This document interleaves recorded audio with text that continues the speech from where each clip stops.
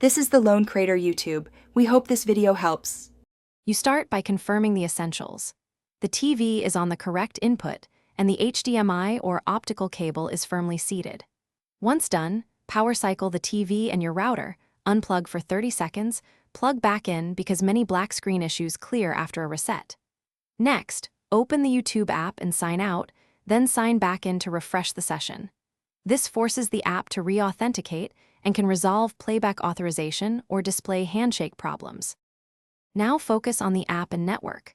Clear the YouTube app cache or app data in the TV's application settings to remove corrupted temporary files. Then make sure both the YouTube app and the TV operating system are updated, because outdated software often breaks video rendering.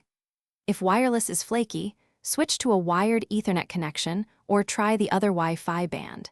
Inconsistent bandwidth or packet loss can produce a black screen even though the app appears to load.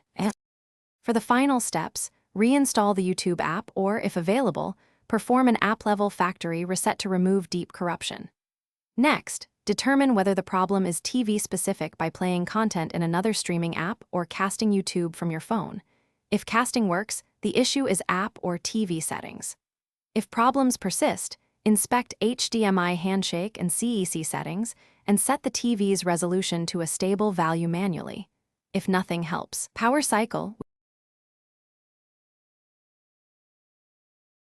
Thanks for watching. Consider subscribing if we helped you.